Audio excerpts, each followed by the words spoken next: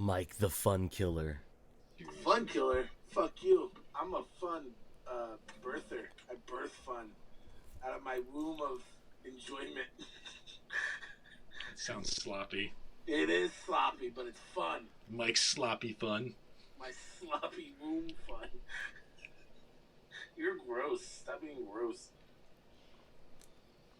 Oh, for a second I thought you had an MJF. Bro, I said that I was thinking the same thing. Oh, what? It's a wrestling thing. Don't worry about it. Oh, I didn't even hear you. I heard MJ something. MJF. Oh. No, I'm not that cool. Just wearing my Ghostbusters shirt today. First thing I picked out of my closet. Yo, it's so hot that I'm still sweating even after taking a shower. Yeah, let me do the thing for the joke. Fuck your thing. Joe, what we were talking about is behind you on your headboard. Oh no, yeah, no, not that. I mean, it is technically that, but it's a I can't even pronounce it right. It's a schmegma. Schmegma? It's schmegma? I don't think it's schmegma, Joe. No, it's a type of headscarf type thing. It's a neck scarf type of headscarf thing. It's meant for cold weather.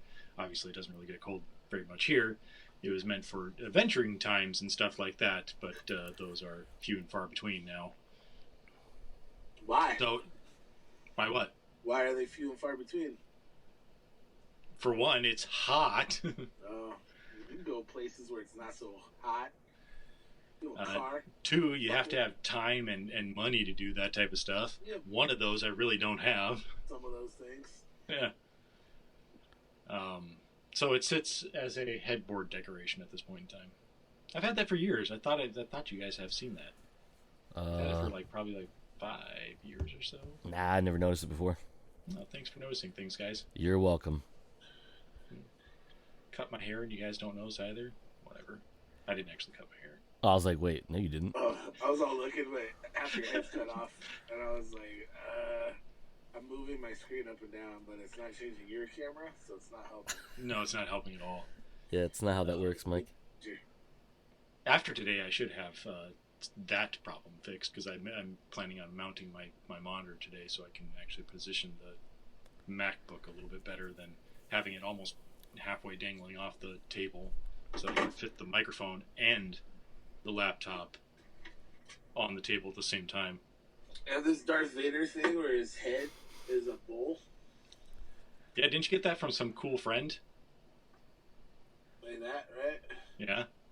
And this is how I change my mount position. I like this. You put it on top. Boom! I'm so mounted, bro. That is actually very well done.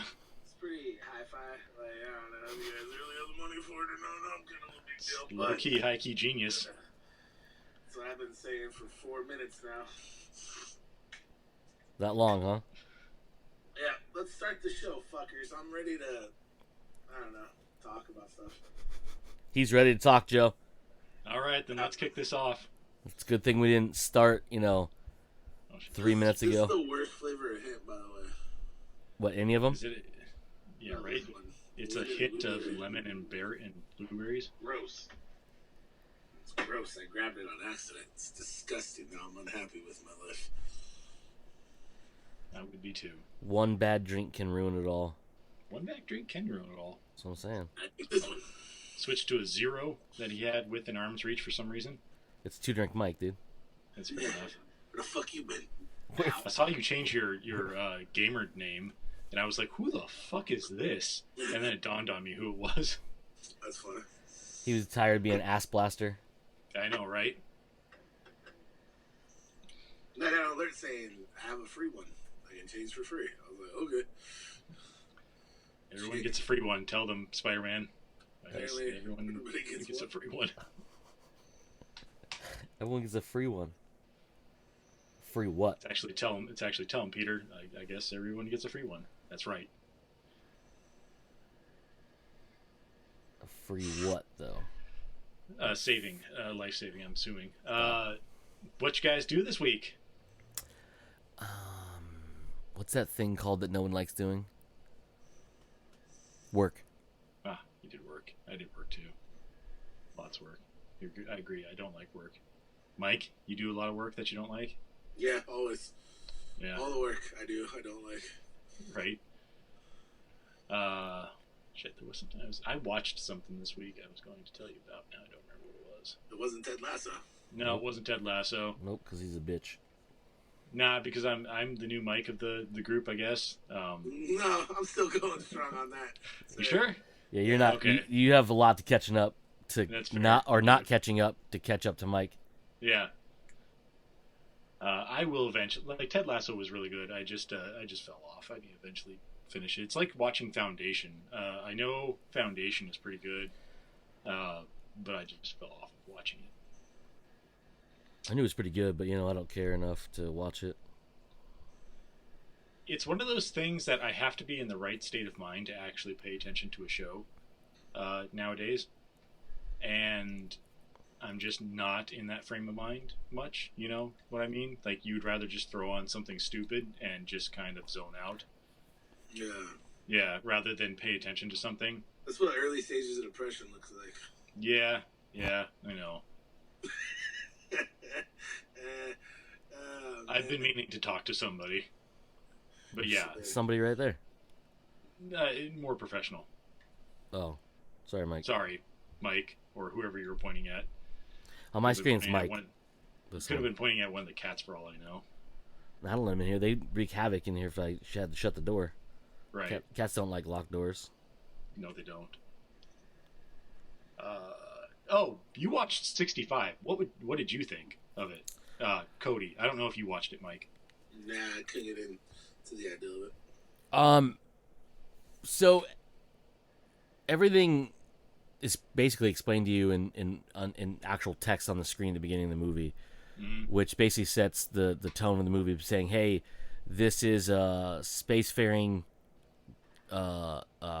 society before the birth of humans," and beyond that, they give you real nothing else of what's happening, other than his daughter's sick. His daughter was sick before he left. Yeah. He was going on some mission where he's a pilot to bring people somewhere. It's a 2-year journey, and he's going to get paid 4 times as much as he normally is, if I remember the number correctly. And because of that, his daughter's going to get the treatment she needs to hopefully live. So he goes out on this. You don't know how long he's been out. They never explain it. You do find out that she's dead. But you know that he wasn't there when it happened. He was just getting data files sent to him on his journey. Because you do find out they have limited communication. But a lot of it's shut down because of obviously they're traveling, and it's probably a lot of line of sight to satellites and blah blah blah. They don't really go over the magic behind the stuff, which is fine. They don't have to explain it, but it's just like, okay, yeah, I get it. So the ship runs into a asteroid belt, or well, you would think it's an asteroid belt, but it's actually an asteroid field. Because it's the encroaching rebirth of human life on Earth. Anyways, basically, you find out that the title of the movie is 65 million years before, or something like that. And then you realize he didn't time travel. He's just a spacefaring society, or part of a spacefaring society 65 million years before we were on the planet. And then what? Yeah, that's what it says.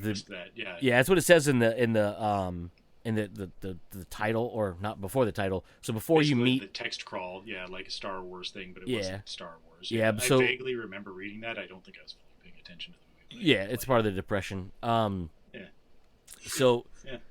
so it tells you 65 million years before the advent of humans. Blah blah blah. This group is exploring the cosmos and all this fun stuff. His ship gets Paige's Twitter has now become X on her phone as well. Yep. mind switched. Anyway, so they get hit by this asteroid field because when they said it was an asteroid belt, or I think they say it was an asteroid belt, I was like, how does your advanced ship not see this coming? Right, an asteroid belt would be something that's kind of permanent. Like you Yeah. should know it's there, or your ship should. I would assume that your fancy fucking you futuristic past ship should know Past for us or future how- for how present for to them. detect like giant fucking rocks in your way. Yeah. So that kind of like Window. Yeah, right. Losers. that kind of like that part was like, oh, that sucks, right? And that just starts me on my problem with this movie is this dude has the worst luck apparently ever of any living creature, I think. So He really does. he has to go out on this mission to get enough money to try to get his daughter medical help, right? She dies, I'm guessing within the beginning of this because he's definitely not on his way home. He miraculously hits a asteroid field that damages his ship enough to crash. When it crashes, it does have one surviving escape pod, but it's 12 kilometers, I think they say it was, on the top of a mountain on this alien planet the that he lands escape on. ship. Yeah. Yeah. And then he crash lands on the downside of this hill/valley thing he has to then get to. And then he is, at first, the only survivor. Everyone else died because their cryo thingies malfunctioned. Broken. I wonder why they malfunctioned. Yeah, Pieces being on the ground. riddled by fucking asteroids and shit. And then split in half by a mountain.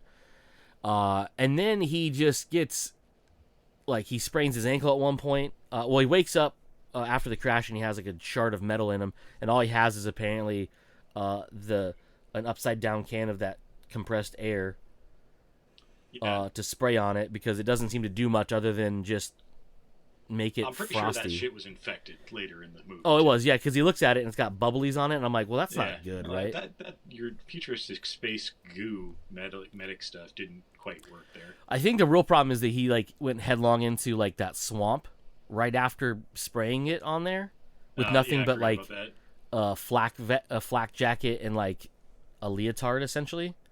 Yeah. I'm like, you should put something over it. Like you don't have like a space bandage, No. like saran wrap, anything. Space saran wrap. Yeah, Probably anything. Like, I mean, whatever, right? So yeah, that happens. He sprains his ankle at one point. He finds this girl, who is alive. Of course, he gets there and the pod is malfunctioning. Shocker. So he has to break it loose, which was hilarious because like he just Russian methods it to get it open. He gets her out. He like kind of brings her back to life. His translation thing of whatever MacGuffin technology it was doesn't work. So they can't communicate. She somehow picks up very random English words and maybe knows what they mean. Mm-hmm. And then they have to then traverse this 12 kilometers or whatever the fuck distance it was. And every turn, like, just they're getting hunted. Mm-hmm. He's tired mainly because like, he's got a gaping infected wound on his side. All these different things. She's grabbing poisonous berries and keeping them in her bag next to what I'm guessing might be their food.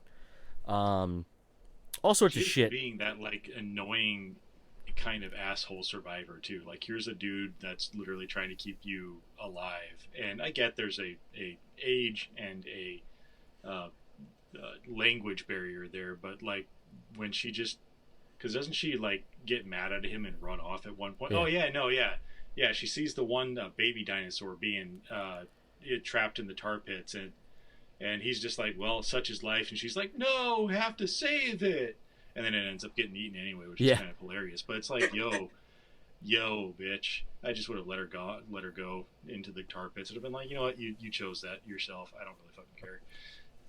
Yeah, and it's just a downhill spiral of terrible luck for him throughout the rest of the movie. And then like even towards the end, You're like, oh, cool. They're like, good, right? And the thing's like, nah, we stuck.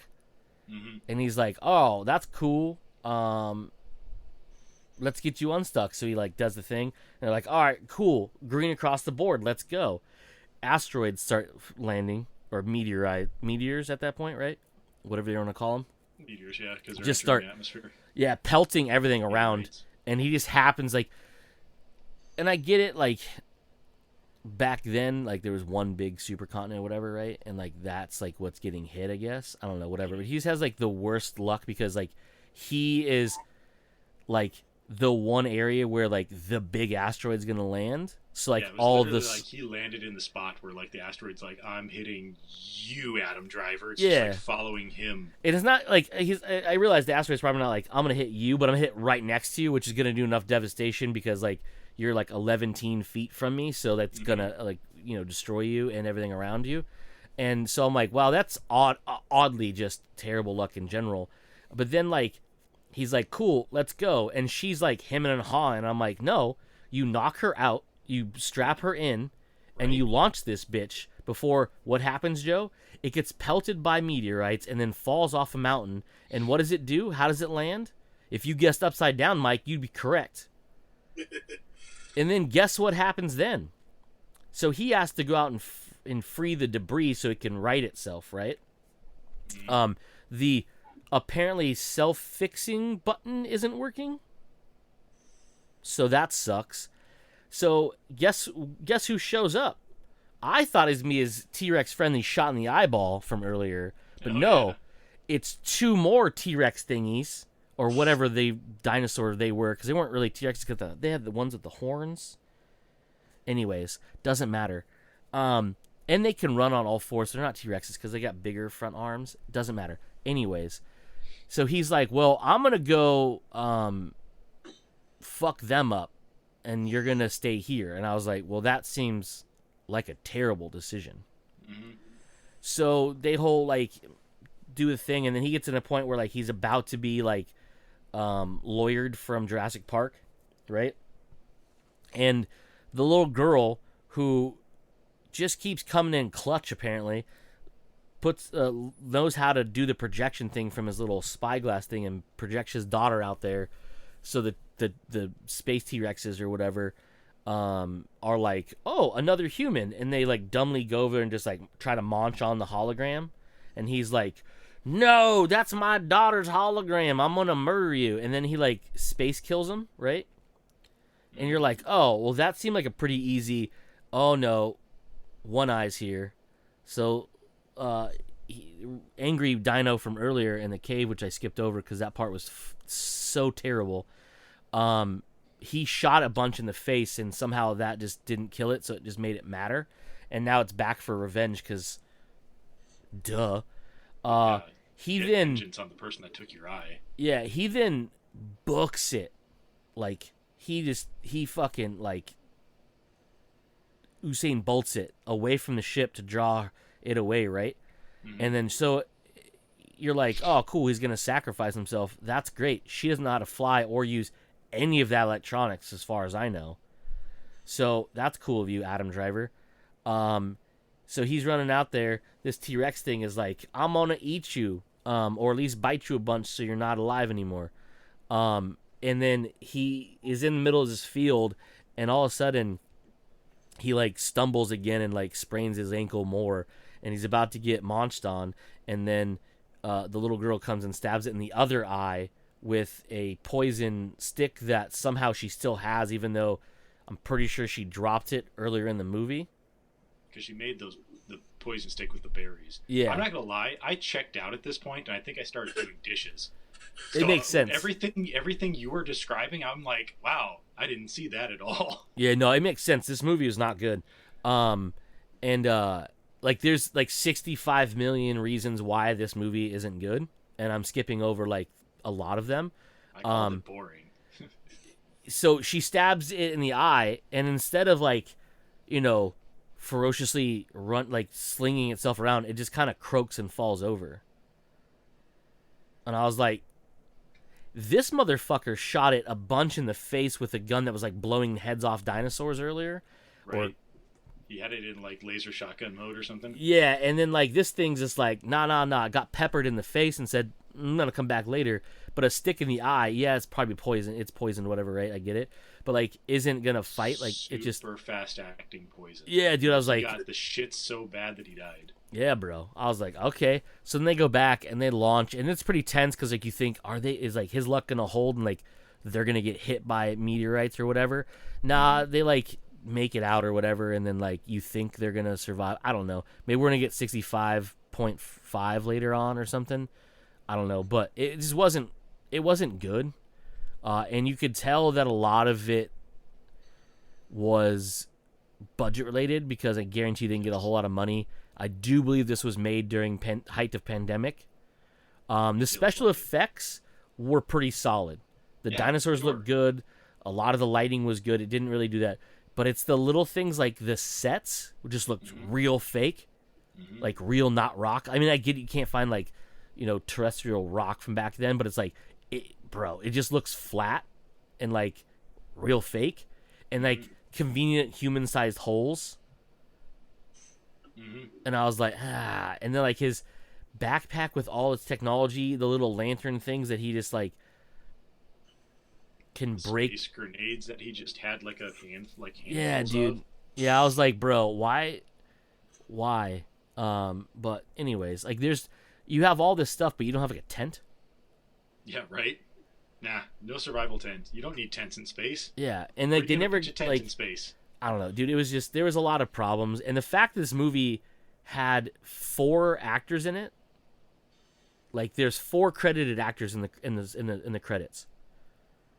Yeah, because it'd be Adam Driver's wife, the daughter, and then the girl. Yep. And then that's it. And the thing is, all of them but one have an actual name in the credits. Oh, really? And there was Mills, right? And I could probably look it up. So it was Mills, I can't remember the little girl's name or his daughter's name, and then the wife, instead of being Mills's wife or Mrs. Mills or whatever, is just his daughter's mom. His daughter's name is Mom. His daughter's mom. Yeah. So then I'm like, wait, were they even married? I thought so. Or space married or whatever? Like, I don't know. Yeah. I guess I missed the text crawl at the beginning. I just obviously assumed that they were married. I caught the weird line that when he came back, she wouldn't be there anymore, right? As in, like I was expecting, like okay, like he's gonna be gone for so long, his wife is gonna be dead, but they're gonna have money to save the kid, so the kid's gonna be there when he gets back, right? So did I make that up or did that happen? No, you made that up. So the line is actually talking about the daughter. Let's talk about the daughter. So she says, when you get back, she may not be here, or whatever it was. But it's like because when you were talking about that, I was like, they said 2 years, and I was like, how long do they live? Are they houseflies? Or how long is a year to them versus like a year to us? Like us, a year is like 365 days of rotation around the sun, right? But like, do they have like a year for them? To us is like 115 years. Don't know. So I'm like, all right, whatever. Yeah, they're it's not human. I don't know why they look human if they're not human, but they're not human. Yeah, and it's weird too because they have red blood. I was like, okay, you're not even like kind of like make it look like they're not human, and then like the beach thing that they're on is like the sky is purple and the mountains are all fucking Tim Burton, and like the ocean is like differentish colors or whatever. So I was like, all right, cool, they're on an alien planet, or to them a planet, alien to us obviously. And then I was like, whatever, right? And then the thing that really like irked me was the credits rolling. So it goes black, credits roll, you get the part, and then it fades into dead dinosaurs. Oh, and then there was extra stuff. I turned it off. Yeah, as the credits are rolling, it ages through. So like you see the dinosaurs decay, and the planet kind of go through like the ice age, and you see hairy mammoths walking across, and then like it warms up and plants are growing, and you can see like, birds and insects or whatever, and then you can see a rudimentary village being built, and then over as it ages, it just becomes like buildings and then skyscrapers and then whatever. And I was like, why? what did that mean to the movie? Yeah, Exactly. It's like, yeah, you already told me in the text crawl in the beginning that this is before humans, and then your title sequence is 65 billion years ago or whatever, right? So it's like, I get it. We're not here yet, and did you have to explain that this was Earth. Earth? Like this is what happened? Dun, dun. This was Earth. Yeah, I was like, you said it like 3 times already. And the actions of this movie had no effect on that. Yeah, and that's So the thing too is either. It's not like this. It's not like you're trying to prove this was Alien or something or Prometheus, where it's like, oh, this was this accident actually caused the humans to come about. It's like, you didn't say any of that, so why show that? Yeah, and it's like the whole like thing is like they show the T-Rex body getting buried over time and all that stuff, right? Realizing it's a fossil, but then you have to realize there's 2 parts of a wreckage of a ship. Right. If some archaeologist is gonna find that dinosaur and be like, look, dinosaur, blah blah blah. Oh, look, what is this alien fucking ship that is also here? And then one of them is on the side of a mountain. Yeah, it probably is the mountain at this point. This point in time. Yeah, I mean, so obviously with erosion, mountains don't like grow bigger per se. They just look big because of the ground. But anyways, so it's like those are going to be easier to find than like the one that was in the swamp area. Yeah. So unless their ships are biodegradable, which is by the way a terrible fucking space going ship, maybe that's why it got pelted so easily by fucking asteroids. It's made out of space styrofoam. Yeah, it's is that biodegradable? No, styrofoam's not biodegradable. Yeah, it's basically that's like space paper. Yeah, it's space paper straws. Yeah, what's that? What's that thing where you use the paste and you put like paper mache? So it's like space paper mache. Yeah. And then they just like they slap on an engine that apparently has, well, no give whatsoever, but you can use it to get across I don't know. There was a lot of things, and I realized a lot of it probably has to do with like, restraints of budget and blah blah blah, right? But it's like you built no lore, and the after effect of this movie, there's nothing left. There's like no purpose for it. Yeah. Other than to show you this dude has the shittiest space luck of any creature ever to live. Yep. And like when he like the worst part though is like there's like he goes at the beginning earlier in the movie, and you mentioned this last time. He goes and he's about to like blow his brains out, or space blow his brains out, whatever you want to call it, or blow his space brains out. And he's about to eat this space shotgun rifle thingy, right? And I'm like, bro, later on I'm thinking, you could have just swallowed one of them grenades and made this way easier. They're very small. You know what I mean? Like, you wouldn't have to worry about it. Just like you don't have to worry about the nerve of pulling it. Just click it, swallow, done, bud. Like, done. But no, he sits there and he's like, oh, and then his like space iWatch goes off, right? And he's like, oh, what? And he looks at his little like projector all-in-one tool thingy, and it's like, hey, survivor found, pod is like right over yonder, head on over there and get grossly infected again in some more mud. Right. And I'm like, nah, bro, you either swallow that gun, you fucking have a diet of grenade, or you get your ass to this supposed ship thing and you go. Like, it doesn't matter, bro. Like, no one's gonna care if that little girl lives or dies, because they don't know, because you've already said in your message everybody's dead. So just go, man. It's fine. But no, he has to, and yeah, she saves his life at the end, but also she's the one that got him in most of that trouble. It is true. Like, he wouldn't have had to fight off all those fucking space fucking chicken thingies with if she didn't try to save the little fucking Littlefoot from the tar. Yeah, right. Yeah, the space chickens. Yeah, I'm like, bro, no, dude. Like, the space chickens just fucking devour that little bastard, right? Mm-hmm. Oh, it's super sad. I'm like, well, it was gonna die anyways, I guess. But anywho, but I was like, bro, dude, nah, you brought this on yourself. Right. So, anyways, the movie wasn't good, is what I'm trying to get at. Special effects were pretty gnarly. The space stuff was cool looking. The ship was way too human looking. Like they didn't try to like make it look like it's a spaceship. It just made it was like if you set a bunch of humans down and say, hey, these are your strengths, it needs to be a ship that's like gonna go through space, and it's made by aliens. I don't think that's what I would have made it look like, because to me it looked like the ship from The Martian. Yeah. It just looked too like earthbound. Well, that's the problem. Is everything looked too human? It's very much, yeah, like they're not humans. They're aliens, but everything looks human for some reason. Yeah, like I just kind of hope there's like a deleted scene somewhere that's saying like, hey, aboard this ship not only is a bunch of frozen these people, but then there's like the seeds of our DNA are implanted in this that are like.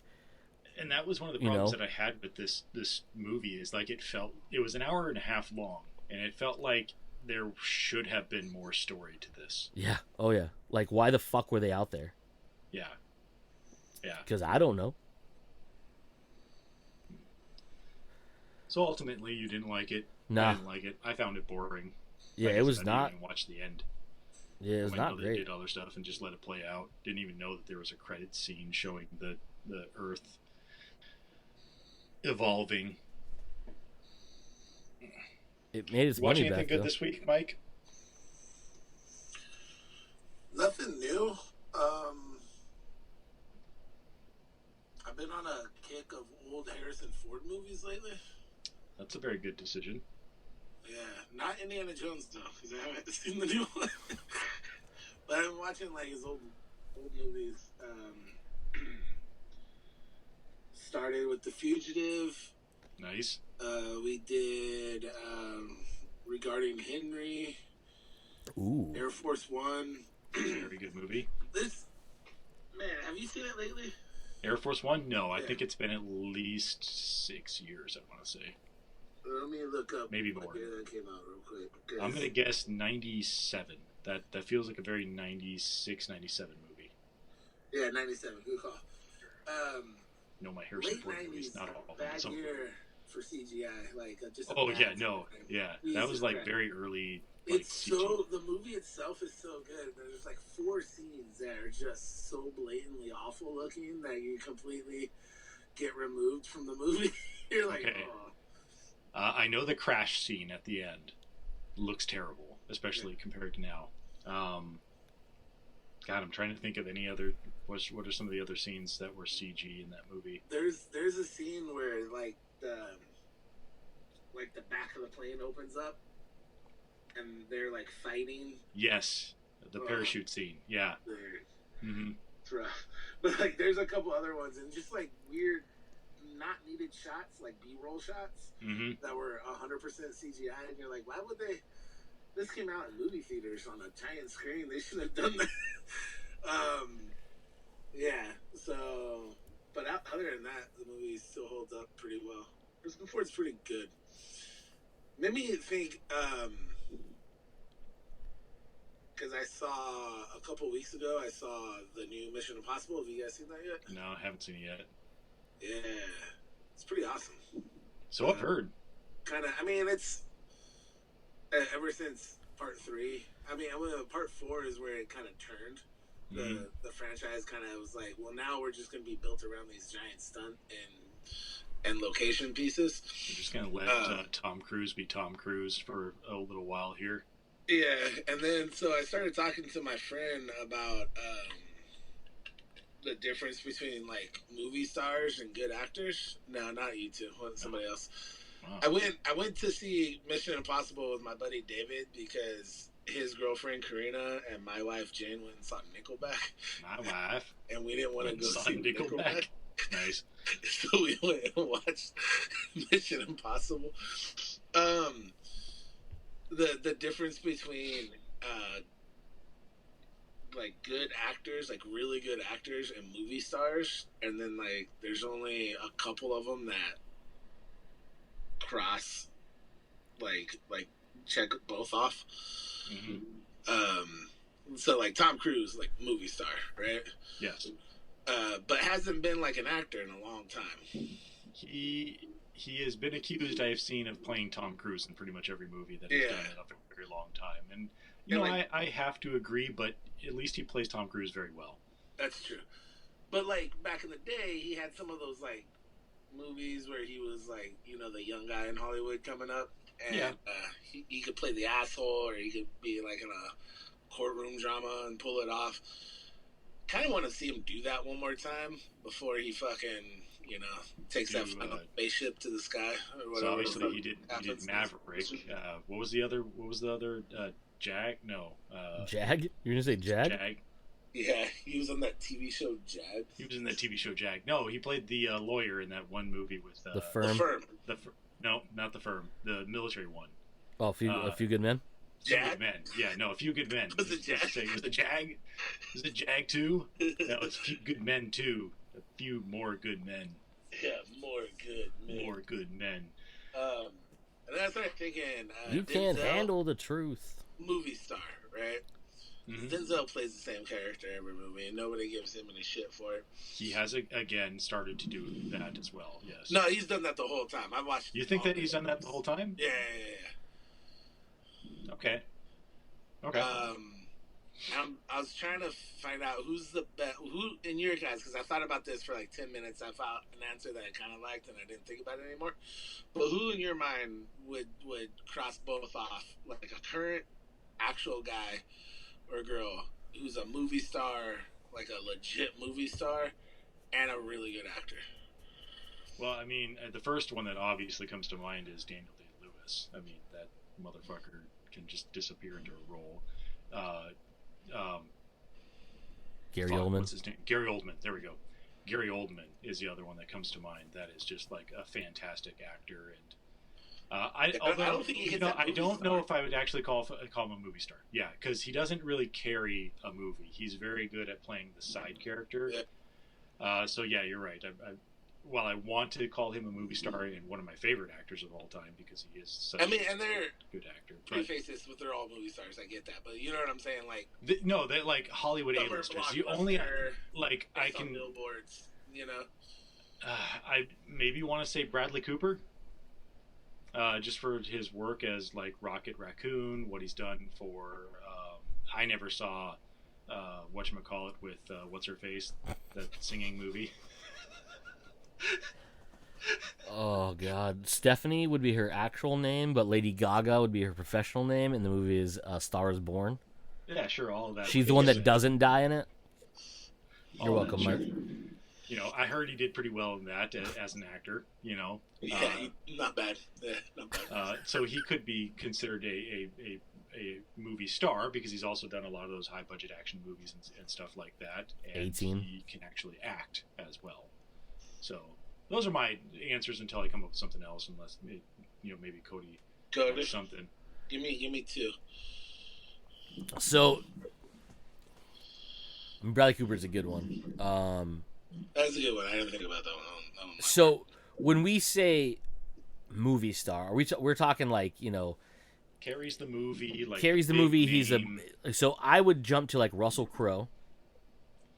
But they can actually like act. He like, can. If they're like he has a lot of good acting roles. I'm not saying he can't. I'm not saying he can't. I'm literally just saying. But the other flip of the coin is that they can actually act. You don't realize. Colin Farrell. Yeah, Colin Farrell's a good one. You lose them in the character that they're playing. Yeah. So Russell Crowe would definitely be on there for me because he's definitely one of those dudes where like he's had a variety of different roles. There's like period pieces and like dramas and there's action stuff, and he's like this. Like he's got a bigger than life personality. You know what I mean? You hear all the stories or whatever, right? But like you see it when you see him, you're like, oh shit, Russell Crowe. You know what I mean? Like. Not that I have seen him in real life. I have seen him in real life, but not like if you would see him in real life, you'd be like, "That's Russell Crowe." You wouldn't be going, "Is that Russell Crowe? Yeah. Is that dude from Master and Commander?" Yeah, you know what I mean. Like I would be like, "Oh shit," and then like I also like a world where somebody's having lunch and Russell Crowe sits down next to him. They're like, "Holy shit! Is that the guy from Master and Commander?" That's the movie. That's the movie. You asshole.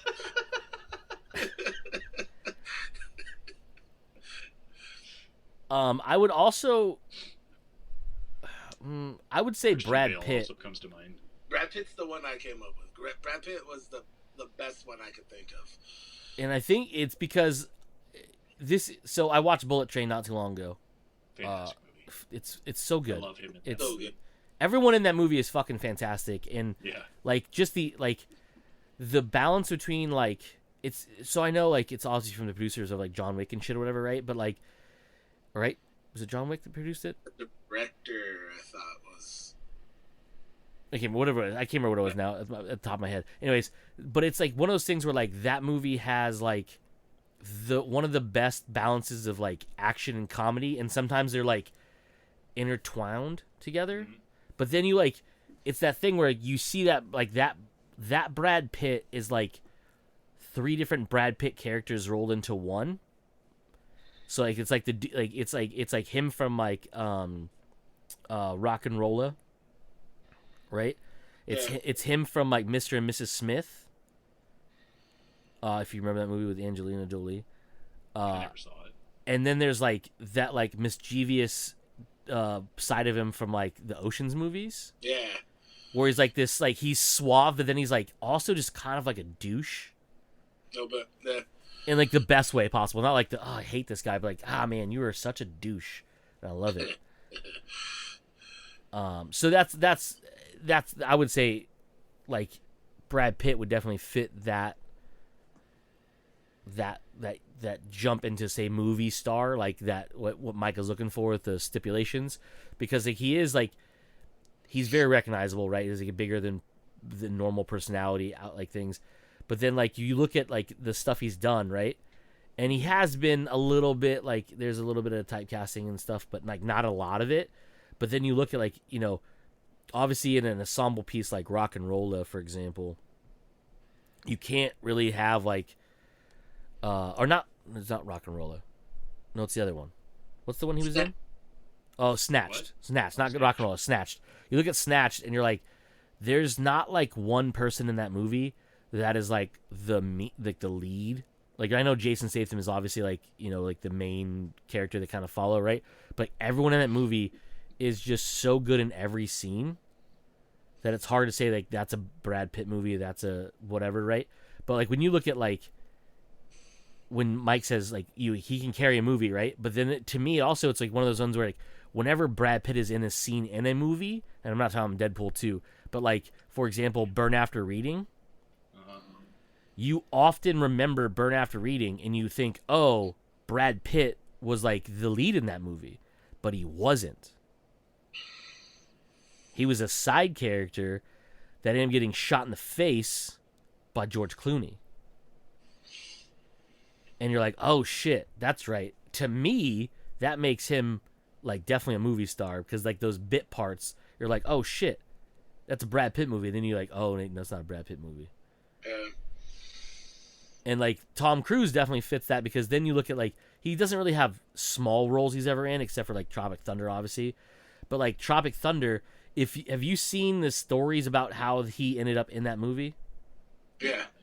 Don't remember. So him and Ben Stiller are like massive friends from like way back in the day, which when I found that out like blew my mind. But then I realized they both grew up in the industry, right? For like the longest time. But so as a like things like Ben is like went to like was talking to Tom, is like, hey, I have this movie, I want you to read over it, not like I want you to be in it, but I want you to read over it and just check it out, like let me know what you think. So he's like not expecting much. He gets a phone call like the next day, and Tom's like, hey, I want to play this character. And he's like, whoa, no, what? He's like, I want to be this guy. And he's like, but I have some notes. And he's like, okay, thinking he's going to be this hot shot, whatever, right?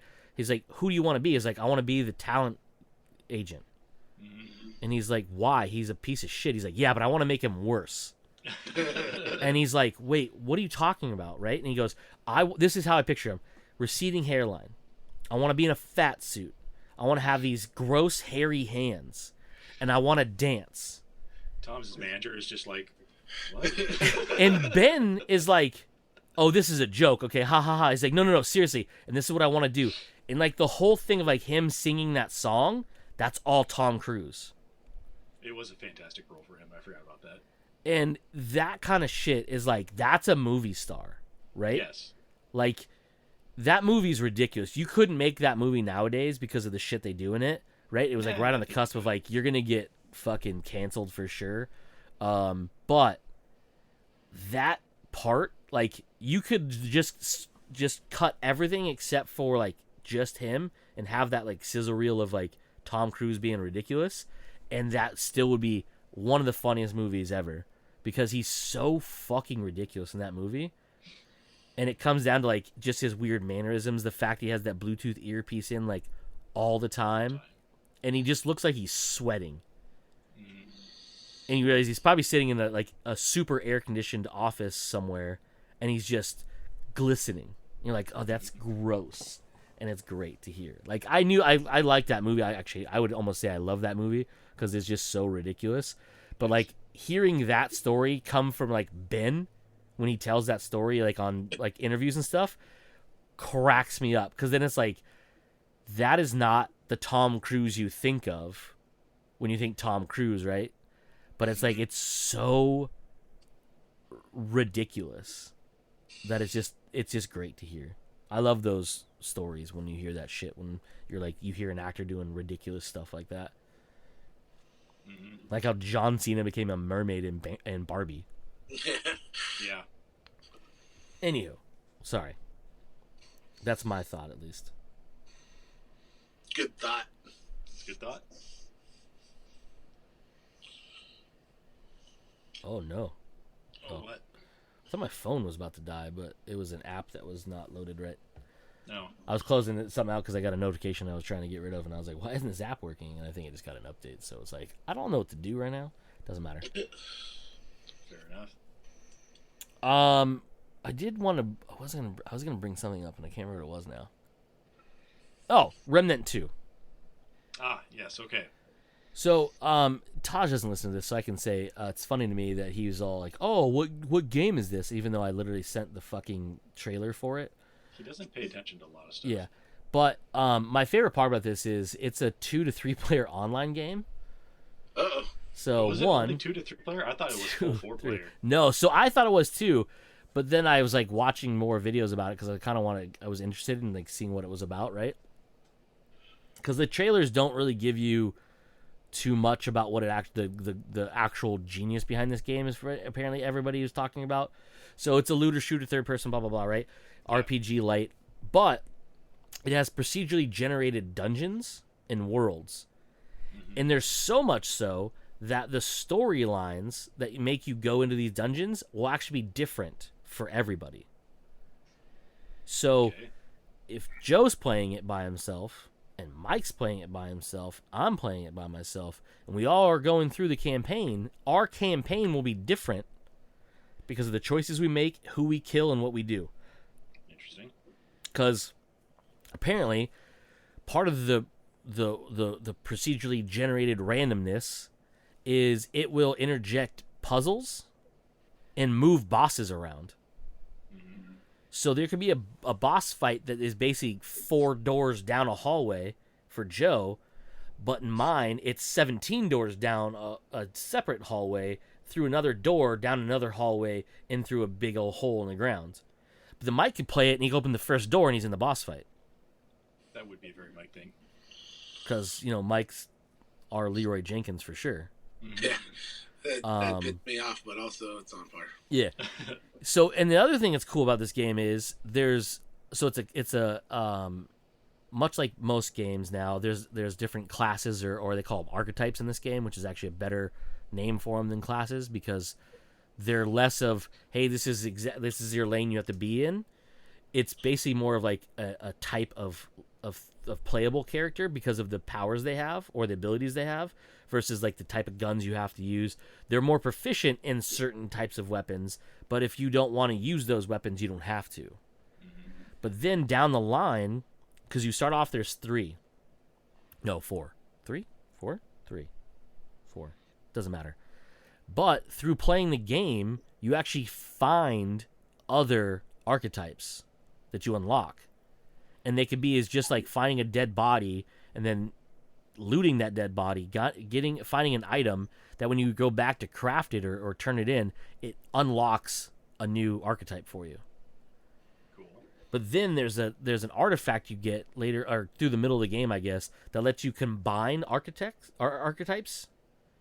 So then one archetype is like your main, and then you get a passive abilities from the second one.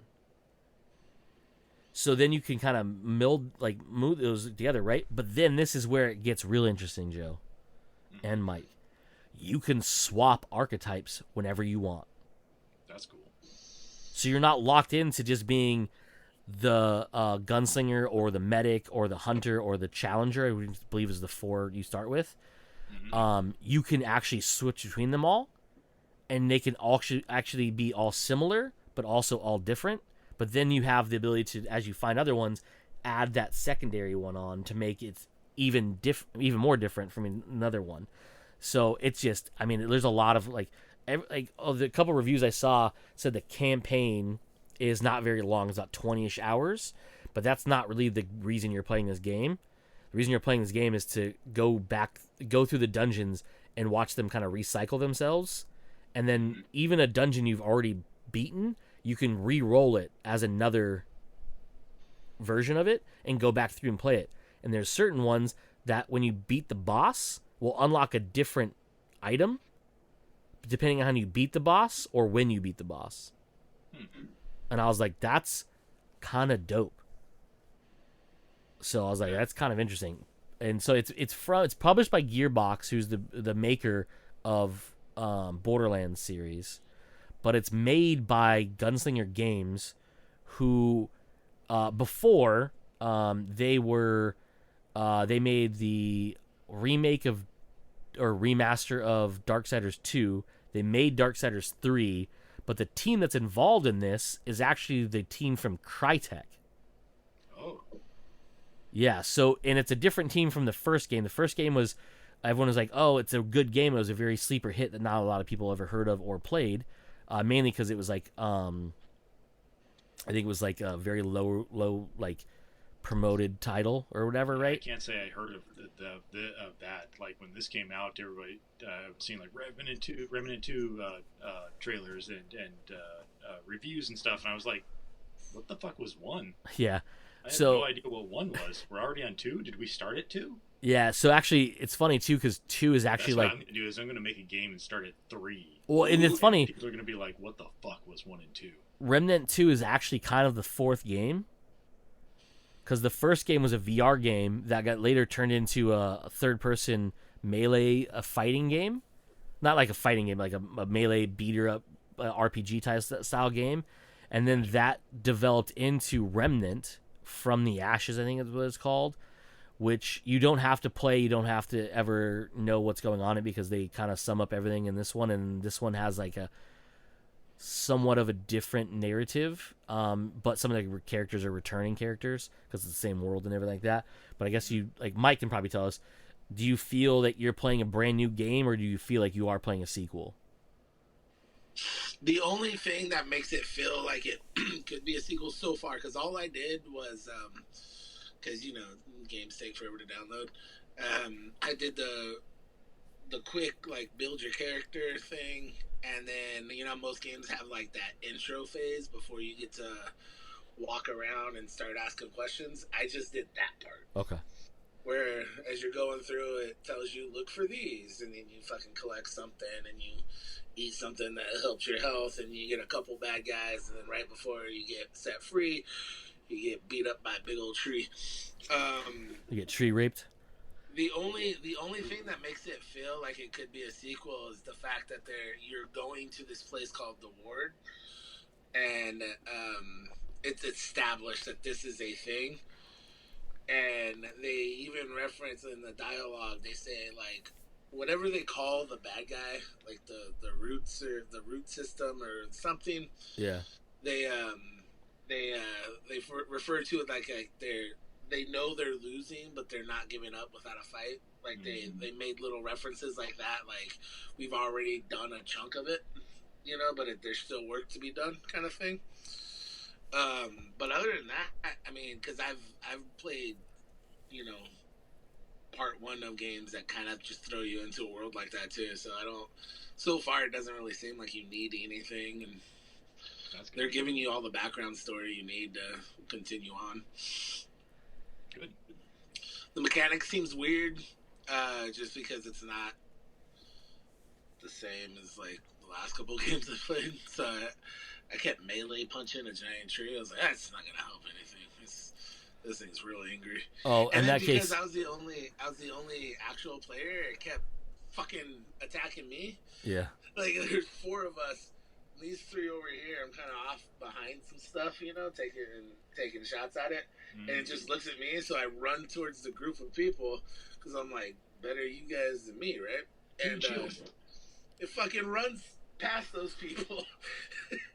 It beats the shit out of me. I was like, hey, stop it. But it didn't stop.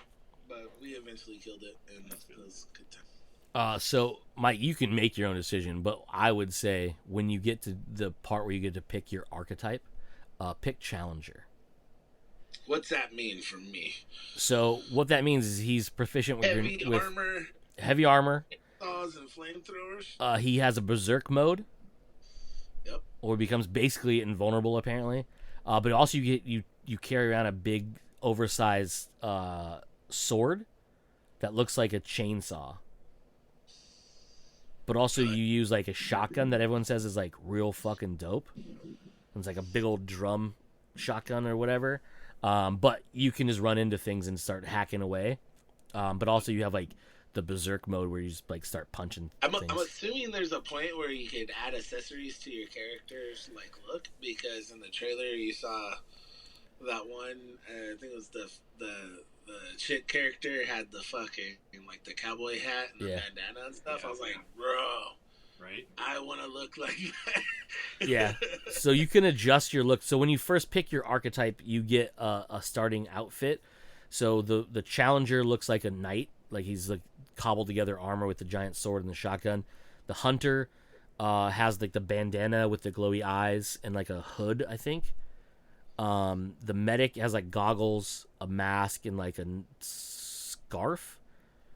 And then the gunslinger has the big old brimmed hat and looks like a classic, like, well, it kind of looks like the gunslinger from the Dark Tower. And they all have their own abilities. Like the medic is exactly what it sounds like. They're more of a support character. They can still do damage. They have the ability to do DPS just like everybody else. But their abilities aren't focused on killing like all the other ones are. They're more set on helping everybody else. So like from what I heard is like that's not really a solo build to run, but especially for endgame stuff, where like you're going back into dungeons, if you're running in a party, one should be the medic because you can then revive other people. Makes sense. And the other ones are more designed to be solo as well as team based, because they have no other like their abilities and things don't really lean on anything else but themselves. But the hunter does come with a companion, which starts us as a dog. Which I saw. And the dog can be used in multiple ways, and you can change and unlock how the companion works. And I guess later on you can do summoning companions, where you can like basically Pokemon a creature essentially, and you can use those. And depending on the type of ones they are, you can actually have multiples, I guess. So yeah, it just looks cool. I thought it was fun because it was third person, which obviously Mike likes third person's better than first person. And it has that like RPG light kind of element, kind of like Division did, and it has guns and his abilities and things kind of like Destiny does, but also doesn't seem to have a whole lot of restraints on having to play a certain type of character, because you can build a DPS and a offense or defensive character out of any of them, just depending on how you tune your character with the different things. So I thought it sounded pretty dope, and the it looks like it might be a lot of fun because like the varying amount of environments you go into when you start playing the actual game. Yeah, I agree. I'd seen it reviewed on Gamer Ranks or something like that, and I was like, oh, that might look like a game that we could get into playing, since Redfall ended up being, well, piece of shit game. So yeah, I'll probably end up buying that before we. I don't know. We should probably say, hey, let's sit down and play it this day and time so that we're all prepared for it. Obviously, Mike already has it downloaded and ready to go. But Mike's fucking in. He's gonna be level 50 before we even start, Joe. 100% no. 100%. I'm gonna get kind of comfortable with the controls. Cody's gonna start it, play it through, beat it, the campaign. Then I'm gonna rock with him. He's gonna run me through, beat the campaign, and then we're gonna do all the online stuff. Fair That's enough. how the gameplay works. Yeah, fair. I don't enjoy these games by myself. Half the fun is talking shit with you guys when I'm playing. As it should be. As it is. All right, well, unless anybody else has anything else to add, I believe we will wrap it up. That's it for me. We just crossed the hour mark, so I don't want to make Mike too angry with long episodes. He already left. Mike just got up and left. He didn't even... Well, all right, well, I guess that's it for this week's episode of Comes Naturally. We have been... Joe. Mike! I have been Cody, and as usual, you fuckers just came naturally. Bye.